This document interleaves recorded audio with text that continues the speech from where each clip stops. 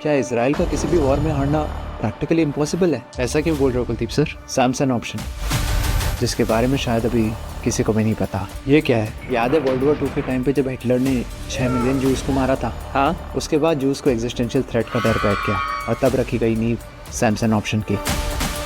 1948 में आज़ाद होने के बाद 1950 से 1960s के बीच में इजराइल ने सीक्रेटली अपने डिमोना न्यूक्लियर रिएक्टर पे न्यूक्लियर वेपन्स बनाना शुरू कर दिया था और जिसने उसे रोकने की कोशिश की उसे सीक्रेटली खत्म। अरे बाप रे, आज इजराइल इकलौती कंट्री है जो ना एक्सेप्ट करती है कि उसके पास न्यूक्लियर बॉम्ब है और ना रिजेक्ट। इस पॉलिसी को कहते हैं न्यूक्लियर एम्बिग्विटी। न्यूक्लियर एम्बिग्विटी का मतलब होता है जब कोई कंट्री क्लियरली नहीं बताती कि उसके पास न्यूक्लियर वेपन्स हैं या नहीं। लेकिन ये सैमसन ऑप्शन एग्जैक्टली है क्या? एक अनऑफिशियल सीक्रेट प्लान जिसमें अगर इजराइल को कभी भी ये लगा कि उसकी कंट्री पे एग्जिस्टेंशियल थ्रेट है या वो किसी भी वॉर में हारने वाला है तो बाकी कंट्रीज पे मैसिव न्यूक्लियर अटैक कर देगा। मतलब अगर इजराइल इस ईरान वाली वॉर में हारा तो वो अकेला नहीं हारेगा, बाकी कंट्रीज को भी साथ में लेके डूबेगा। एग्जैक्टली। लेकिन ये सैमसन ऑप्शन तो बाकी कंट्रीज के पास भी होगा ना? यही तो ट्विस्ट है। बाकी कंट्रीज जैसे यूएस, रशिया, चाइना, ये सब अपने न्यूक्स पहले ही पब्लिकली डिक्लेयर कर चुके हैं और इनका डॉक्ट्रिन सेकंड स्ट्राइक कैपेबिलिटी होता है। मतलब मान ले एक कंट्री ए ने कंट्री बी पे न्यूक्लियर अटैक किया,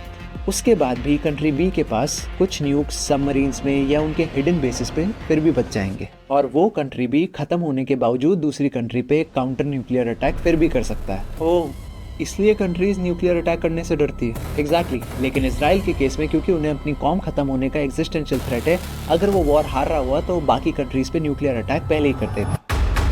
और ये नाम सैमसन ही क्यों? सैमसन इजराइल के एक वॉरियर और जज थे और बाइबल के अकॉर्डिंग उन्हें एक्स्ट्रा ऑर्डिनरी फिजिकल स्ट्रेंथ मिली थी और उनकी मेन दुश्मनी फिलिस्तीनियों से थी, वही जो आज तक है। एग्जैक्टली। बाइबल के बुक ऑफ जजेस चैप्टर 16 में सैमसन को फिलिस्तीनियों ने कैप्चर कर लिया था और उसे टेंपल ऑफ डैगन में बंद कर दिया। सैमसन ने गॉड से लास्ट स्ट्रेंथ मांगी और टेंपल के 2 पिलर्स को अपनी तरफ पुल किया। पूरा टेंपल कोलैप्स हो गया,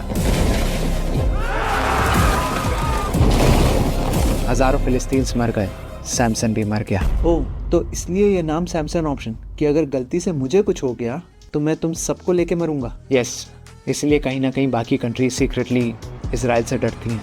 इसका मतलब क्या इजराइल की पावर को डिस्ट्रॉय करना किसी भी कंट्री के लिए इम्पॉसिबल है? एग्जैक्टली, सिवाय एक के। किसके?